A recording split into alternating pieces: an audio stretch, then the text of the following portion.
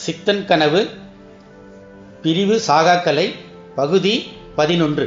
வெட்டாத சக்கரத்தை அறிய வேணும், வட்ட ஒளி வெள்ளத்தை காண வேணும், கசக்காத பாலமுதை உண்ண வேணும், காயாத சடலமதை பேண வேணும். இது சித்தர்பாடு. இதை நினைவில் கொள்வோம். ரசவாத முறையில் குருமருந்தை தயார் செய்யும் பொழுது முன்னர் கூறிய பொருள் வெப்பப்படுத்தி பாதரசத்தை கட்டச் செய்து அதன் தன்மையை மாற்றி அது மஞ்சள் நிறத்தில் மாறுகிறது என்றால் அதை கொண்டு அம்மருந்தை கொண்டு மெழுகு மருந்தை தயார் செய்ய வேண்டும். இதனுடன் ஜெயநீர் கலந்து வெப்பப்படுத்தும் போது குறிப்பிட்ட காலம் கழிந்து அது மிருதுவாகி மெழுகு பதத்தில் படிந்திருக்கும்.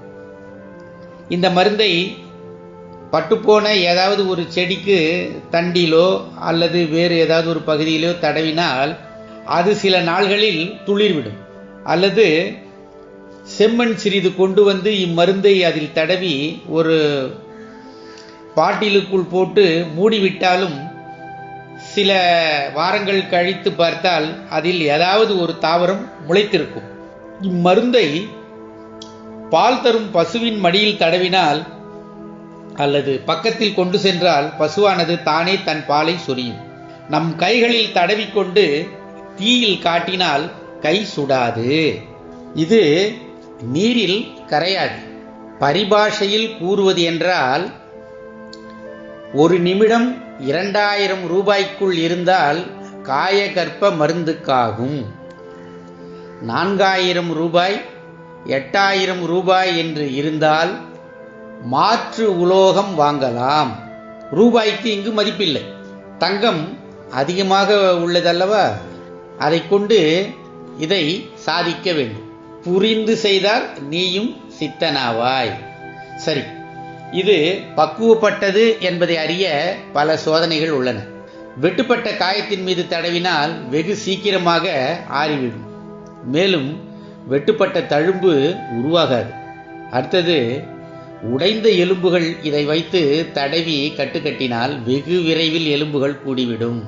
அதிகபட்சமாக 3 வாரங்கள் போதும். இயல்பாகவே வேலை செய்யலாம். சரி, உதாரணத்திற்கு கொண்டு கூறுகிறேன்.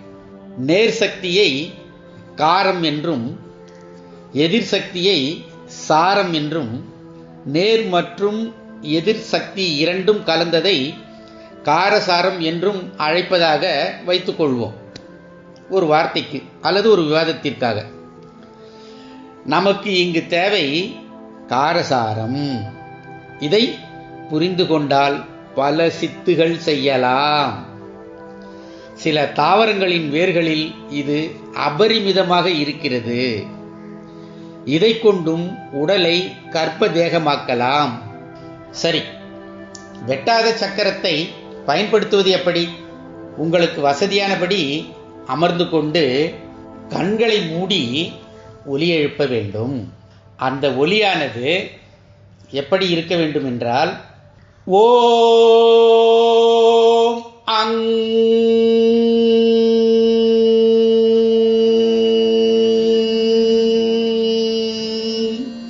என்று கண்களை மூடி ஒலி எழுப்ப வேண்டும்.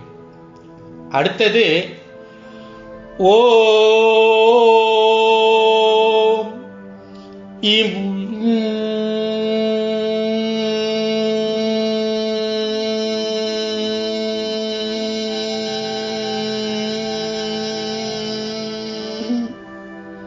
என்று ஒலி எழுப்ப வேண்டும். அப்பொழுது உன் உதடுகள் அதிர்வதை உணர்வாய். அடுத்து, ஓம் உம்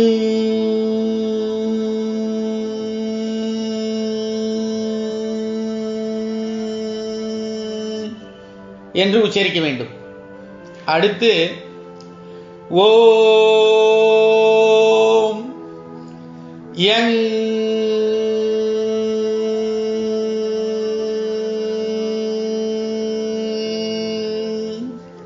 என்று உச்சரிக்க வேண்டும்.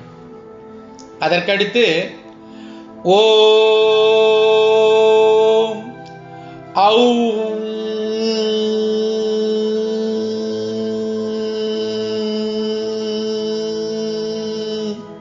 என்று உச்சரிக்க வேண்டும். பிறகு இதை தலை கீழாக மாற்றி உச்சரிக்க வேண்டும். இதை தொடர்ந்து செய்து வர வேண்டும்.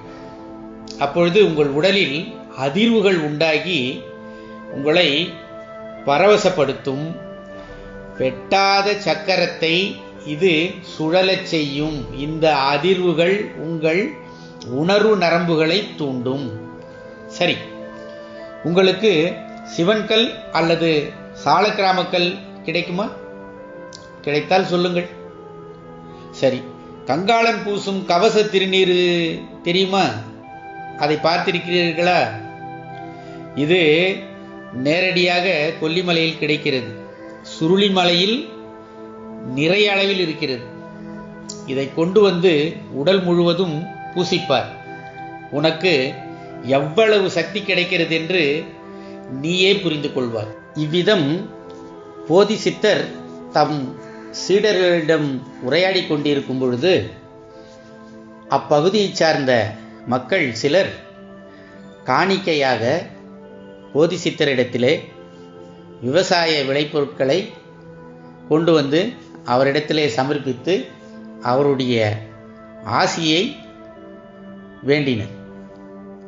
அந்த நேரத்திலே போதிசித்தரும் அவர்களுக்கு அருளாசி அளித்து அவர்களை வாழ்த்தி அனுப்பினார்.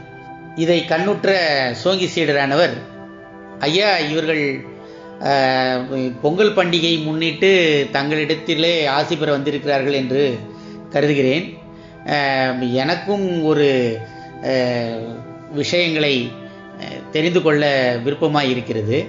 இந்த பொங்கலை பற்றி ஏதாவது தகவல்கள் இருந்தால் எங்களுக்கு தெரிவிக்க முடியுமா என்று சோங்கி சீடர் வினவினார். அப்பொழுது போதிசித்தர், அதை பற்றியும் கூறுவோம், என்ன கேளுங்கள் என்று கூற ஆரம்பித்தார். பொங்கல் திருவிழாவானது பொங்கல் பண்டிகை என்று நம்மால் கொண்டாடப்படுகிறது. பண்டைய தமிழரின் மிக முக்கியமான திருவிழாவாக இது விளங்கியது. அதாவது பண்டிகை என்றால் பண்டு காலம் முதல் கை கொள்வது என்று பொருள். அதாவது பண்டு என்றால் பழைய என்று பொருள், கை என்பது கை கொள்வது அல்லது வழக்கம் என்று பொருள். ஆதலால் பழங்காலத்தில் இருந்தே கை கொண்டிருந்த ஒரு திருவிழா என்று இதற்கு பொருள் கொள்ளலாம். முற்காலங்களில் தொல்காப்பியம் என்கின்ற இலக்கண நூல் உருவாவதற்கு முன்னர் முதலில் ஐவகை நிலங்களில் முல்லை திணை அல்லது முல்லை நிலம் மட்டுமே ஐவகை திணை நிலங்களையும் உள்ளடக்கிய ஒரு மிக பெரும் நிலப்பரப்பாக இருந்தது. அந்நிலையில் பழையோள் என்கிற முது தெய்வமே அனைவருக்கும் வணங்கக்கூடிய மூத்த பெண் தெய்வமாக விளங்கியது. இதன் கையில் நெருப்பு இருக்கும் அல்லது தலை மீது நெருப்பு ஜுவாலை தெரியும் வண்ணம் இருக்கும். எளிய வடிவம்தான். வேட்டை சமூகத்தின் தெய்வமாக விளங்கியவள் இத்தெய்வம்தான். மக்கள் குழுக்களாக சென்று வேட்டையாடி கொண்டு வரும் விலங்குகள் மற்றும் பொருள்களை இத்தெய்வத்தின் முன் படையிலிட்டு வேண்டுதல் செய்து பிறகு அனைவரும் பகிர்ந்தெடுத்துக் கொள்வர். அப்படி வேட்டைக்கு கிளம்பும் முன் காவல் மற்றும் வெற்றியை அளிக்கும்படி இவளிடத்திலே வேண்டுதல் செய்யும் போது பொங்கலிடுவது வழக்கம்.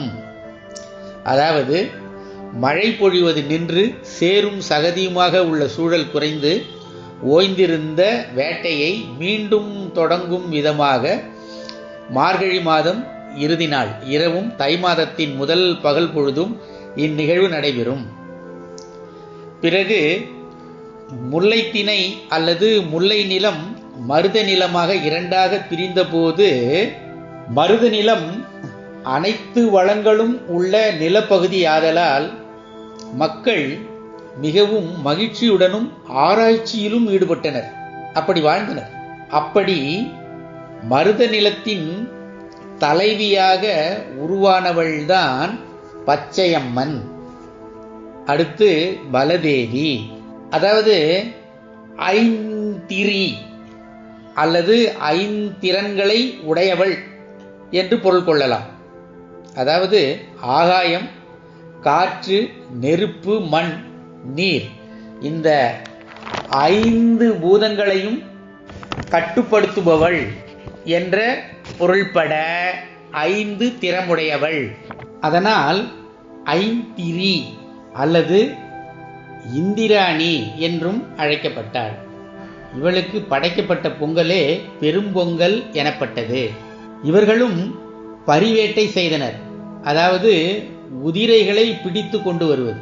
பிறகு மீண்டும் மருத நிலம், கடலும் கடல் சார்ந்த பகுதியும் தனியாக நெய்தல் நிலம் என பிரிந்தபோது கடல் என்பது நதி மற்றும் ஆறுகளால் உருவானது என்றும், ஆறுகள் மழை பொழிவதால் பெருக்கெடுத்து ஓடுகின்றன என்பதாலும், மழைக்கு அல்லது மழையை வசப்படுத்தக்கூடிய பெண் தெய்வம் மாரித்தாய் என்றும் மாரியம்மன் என்றும் அழைக்கப்பட்டு அவருக்கு பொருள் வேட்டலுக்காக செல்லும்போது பொங்கல் படையில் இடப்பட்டது. இங்கு இவளின் அடையாளமாக கடலும் ஆறுகளும் வழிபடப்பட்டன. கரையோரங்களில் விழா எடுக்கப்பட்டது. அவ்விடங்கள் துறை, இடைகழி, தீவு என அழைக்கப்பட்டது. பிறகு காடும் காடு சார்ந்த பகுதியுமான முல்லை நிலம் மீண்டும் பிரிந்து மலையும் மலை சார்ந்த பகுதிகளும் குறிஞ்சி நிலம் அல்லது குறிஞ்சி திணை என்று அழைக்கப்பட்டது. இம்மக்களும் வேட்டைக்கு செல்முன் நோன்பிருந்து தங்கள் தெய்வத்தை வணங்கி பொங்கலிட்டு வேண்டுதல் செய்து பிறகு தங்கள் தொழிலை செய்தனர். இந்த பழக்க வழக்கமே பிற்காலங்களில் பொங்கல் பண்டிகை என்பது 4 நாட்கள் நடந்தாலும் அது அவர்களின் மூல பெண் தெய்வத்தைத்தான் வணங்குகிறார்கள். விவசாயம் முதலில் செய்தது பச்சையம்மன் என்று சில நாடோடி பாடல்களின் மூலம் தெரிய வருகிறது. தாய்மையையும் உழவு செய்யும் ஏற்கலப்பையையும் போற்றி புகழ்ந்து உருவாக்கிய பாடல்கள் அவை. அப்படி ஏற்கலப்பையை உருவாக்கியவர் பலதேவி அல்லது பலதேவன் என்ற பழைய தெய்வம். இவர்களுக்கே முற்காலங்களில் படையிலிடப்பட்டது. முதல் பொங்கல் காடுகளில் வேட்டைக்கு செல்லுதல். 3 புறமும் தீ மூட்டி தோற்கருவிகளை கொண்டு ஒலி எழுப்பி கொம்பு போன்ற இசைக்கருவிகளை இசைத்து கொண்டு விலங்குகள் மற்றும் பிறவற்றை கைப்பற்றுதல், இதை செய்தார்கள்.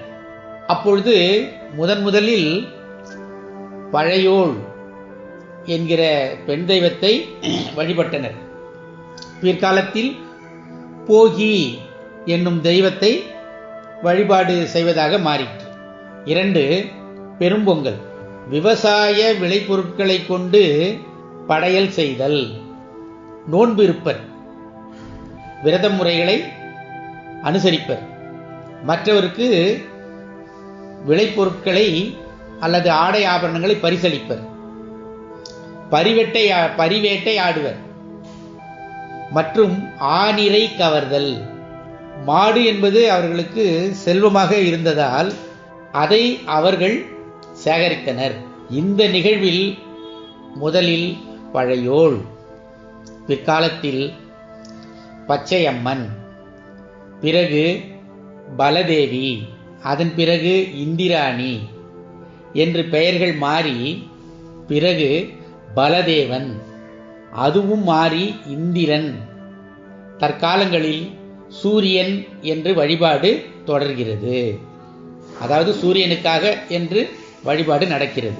3 காடுகளில் சென்று சுதந்திரமாக திரியும் காளை மாடு மற்றும் பசுமாடுகளை மற்றும் எருமை மாடுகளையும் அடக்கியும் தம் உடல் வலியால் அதை கூட்டம் கூட்டமாக கைப்பற்றி கொண்டு வருதல், அதை அலங்காரம் செய்து காட்சிப்படுத்துதல், அதற்கான வழிபாடு. முதலில் பழையோள், பிறகு மாலி, மாலினி, அடுத்து காளி, அடுத்து மாயா, அதன் பிறகு மால், அடுத்து மாயோன் என்று இவ்வழக்கம் தற்காலங்களிலும் வழிபடப்பட்டு அன்று மாலை ஆட்டிறைச்சியும் படைக்கப்பட்டு தற்காலங்களிலும் வீடுகளில் இந்த நிகழ்வு கடைபிடிக்கப்படுகிறது. இந்த தெய்வங்களுக்காக படையலிட்டு பொங்கலிட்டு வணங்கினார்கள். அடுத்ததாக 4, பொருள் வேட்டலுக்காக. வேட்டல் என்றால் வேட்டை என்று பொருள் அல்லது தேவை என்று பொருள். பொருள் வேட்டலுக்காக செல்லும் முன் தம் உறவுகள், நட்புகள் மற்றும் சுற்றத்தார் அனைவரும் கூடி கடற்கரை மற்றும் ஆற்றங்கரையோரங்களில் பொங்கலிட்டு காவல் வேண்டி வழிபாடு செய்வது. இது நெய்தல் நிலத்திற்குரிய வழிபாட்டு முறை. முதலில் பழையோலை வணங்கிவிட்டு பிற்காலங்களில் அது மூதேவியாக மாறி, பிறகு நீர் தெய்வமான மாரித்தாய், பிறகு மாரியம்மன் என்கிற நிலையிலிருந்து மாறி மாரியப்பன் என்கிற ஜலந்திரன் என்கிற வருணனை வணங்கினர். இங்கு கட்டுசோறு கட்டி கொண்டு சென்று அந்த நீர்நிலைகளிலே வழிபாடு செய்வர், படையலிடுவர். இதற்கான பொங்கல் நிகழ்வு இப்படித்தான் முற்காலங்களில் இருந்தது. சரி, அப்படி குறிஞ்சி நிலத்திற்கான முருகனுக்கு வழிபாடுகள் இல்லையா என்றால், முருகனுக்கான வழிபாடுகள் இருந்தது. அது எப்படி என்றால், முருகனுக்கான வழிபாடு என்பது தை மாதம் முழுமதி அன்று, அதாவது பௌர்ணமி அன்று, பிற்காலங்களில் பூச நட்சத்திரமும் அதில் இணைந்து கொண்டது. அந்த நாளிலே பொங்கலிடுதல், வேல் கொண்டு வேட்டை நிகழ்த்துதல், சிறு மரத்தடி அல்லது கோல் அல்லது வேங்கை மரம் அல்லது ஒளி வழிபாடு அல்லது வேல் வழிபாடு, நீர் உள்ள குறுக்குத்துறை போன்றவை, அதாவது இடைக்கழி போன்ற இடங்களில் இதை அனைத்தையுமே தனித்தனியாக முருகனாக பாவித்து பொங்கல் படையலிடுதல், நோன்பிருத்தல். சரி, பாலிநில தெய்வத்திற்கு முதலில் பழையோள் அந்த வழிபாடு இருந்தது. மூதேவி, அதாவது மூத்த தேவி என்று பொருள். பிறகு காளியின் வடிவங்களுக்கு படையலிடுதல். ஆனால் இவ்விழா மாசி அமாவாசை அன்று நிகழும். இதுவும் வேட்டையாடல், போர் புரிதல் போன்ற நிகழ்வுகளை பிரதிபலிக்கும். சூறையாடுதலும் நிகழும். தற்காலங்களிலும் இந்த நிகழ்வு அப்படியே கடைபிடிக்கப்படுகிறது. இது மட்டும்தானா என்றால் வேறு பல முக்கிய நிகழ்வுகளும் உண்டு. பழங்காலத்து தமிழ் அறிஞர்களும் சித்தர்கள், முனிவர்கள், ஞானிகள் போன்றோர் சங்கம் அமைத்து மனித குலத்துக்கு பயன்படக்கூடிய ஆய்வுகளையும், அறநெறி சார்ந்த விதிகளையும், பண்பாடு சார்ந்த நூல்களையும், அறிவியல் கண்டுபிடிப்புகளையும், மருத்துவ முன்னேற்றங்களையும் ஒரு வருடத்திற்கு ஒரு முறை உலகின் பல பகுதிகளில் இருந்தும் கூடி விவாதித்து ஆய்வு செய்து அதை வெளியிட்டு மற்ற பகுதியினரும் ஏற்றுக்கொள்ளும் வண்ணம் பொது மேடையில் அரங்கேற்றி மக்களுக்கு அளித்தனர். அப்படி சித்தர்களும் முனிவர்களும் கூடிய இடங்கள் அம்பலம், சித்தர் அம்பலம் என்று வழங்கலாயிற்று. அப்படி சித்தரும் ஞானியரும் கூடிய இடங்கள் மதுரை, காசி, ஹரித்துவார், அலகாபாத், உஜ்ஜயினி, குற்றாலம், திருநெல்வேலி, திரிகோணமலை, சித்தர் சபை என்கிற சிதம்பரம், அதாவது சித்தரம்பலம், காஞ்சிபுரம், திருவானைக்காவல், திருக்காலத்தி, கொல்லிமலை, கோரக்பூர், திருவனந்தபுரம் மற்றும் திருக்கழுக்குன்றம், திருப்பரங்குன்றம், திருச்சிரபுரம், திருவண்ணாமலை போன்ற பகுதிகளில், அதாவது சூரியன் மகர ராசியில் நுழையும் போது தை மாதம், அந்த தினங்களில் அனைவரும் கூடி மிக பெரும் விழா எடுத்து தம் ஆய்வுகளையும் கருத்துக்களையும் வெளிப்படுத்தினார்கள். இதுவே 12 ஜோதிர்லிங்க தலங்கள் எனப்படுகின்ற தற்காலத்திய புனித தலங்களில் 12 வருடத்திற்கு ஒரு முறை மிகப்பெரிய அளவில் நிகழ்ந்தது. உலகில் உள்ள அனைத்து சித்தர்களும் முனிவர்களும் யோகியர்களும் குரு மக நட்சத்திரத்தில் நுழையும் காலகட்டத்தில், அதாவது மகாமகம் என்று அழைக்கப்பட்ட தினங்களில் மிக பெருவாரியாக அவ்விடங்களில் கூடி மனித வாழ்க்கைக்கு தேவையான பயனுள்ளவற்றை அவ்விடத்திலே ஆய்வு செய்து விவாதித்து அரங்கேற்றினர். புனித நீராடுதலும் அங்கே நிகழ்ந்தது. இப்படியாக பழங்காலத்திலே பொங்கல் பண்டிகை, அதாவது தை மாத பிறப்பை பல விதத்திலும் கொண்டாடி சிறப்புற்றிருந்தனர். அதாவது தாய்மையையும் பெண்களையும் போற்றி பாதுகாக்கும் சமூகமே உலக வரலாற்றில் மகிழ்ச்சியோடும் பலத்தோடும் முன்னேற்றமடையும். இது உலகத்தின் மறுக்க முடியாத வழக்கு.